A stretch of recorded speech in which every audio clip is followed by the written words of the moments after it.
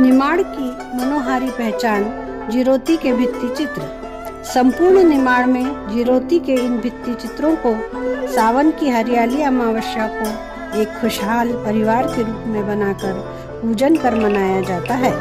संपूर्ण निमाड़ में यह त्योहार जिरोती अमावस कहलाता है। यह घर की भीतरी दीवार के दरवाजे के दोनों ओर गेरू पोतकर, जिसे कवड़िया कहते हैं, पर बनाई जाती है। माँ जिरोती का यह सुंदर मांडना लगभग 7 दिन पूर्व बनाना शुरू हो जाता है। प्राचीन काल में जब दीवारें गोबर की होती थी तब रंग धीरे धीरे सूखते थे। पहले यह रंग प्राकृतिक रूप में होते थे, जिनमें गेरू, खड़िया, कोयला, हळद, कुमकुम, सिंदूर आदि हुआ करते थे। जिरोती के चित्र के मध्य में पालने में अथवा सिंहासन पर 3 स्त्रियों के रूप में जिरोती माता 3 बालकों के संगात बनाई जाती है। यह मान्यता है कि जिरोती माता कुल की रक्षा करती है। ऊपर दोनों कोनों में चांद सूरज मानते हैं, जो दिन और रात के प्रतीक है। मध्य में नथ एवं झुमके श्रृंगार का प्रतीक माने जाते हैं। स्वस्तिक अर्थात शुभ कार्यों का प्रतीक। पंखा शुद्ध वायु एवं आम का वृक्ष पर्यावरण के द्योतक होते हैं। मिट्टू पक्षियों से प्रेम दर्शाते हैं। बिच्छू जीवन की नश्वरता को दर्शाता है। नाग वंश के रूप में पूजे जाते हैं। तुलसी वृंदावन संध्या पूजन का प्रतीक होता है।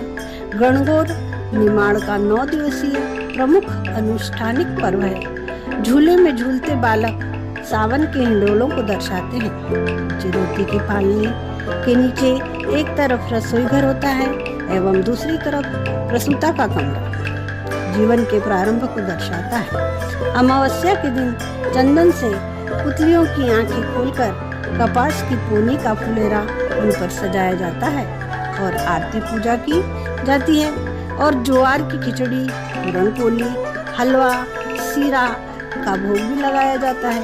यह निमाड़ का अपना पर्व है जो संपूर्ण परिवार की खुशहाली के लिए मनाया जाता है। अमावस्या के 5 दिन बाद नाग पंचमी पर इन्हीं मांडनों के ठीक ऊपर सफेद खड़ी पोतकर नाग बनाए जाते हैं। सुप्रसिद्ध चित्रकार चौमिनी रॉय कहते हैं कि कोई भी कलाकार भीत अर्थात दीवार को सूना नहीं देख सकता।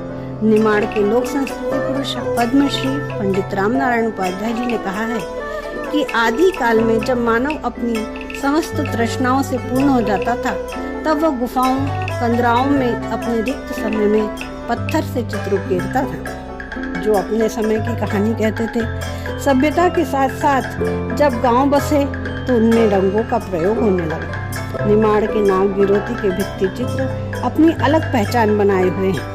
जिरोती की अनेक कहानियां एवं किंवदंतियां हैं। इनमें से कुछ मनगढ़ंत है।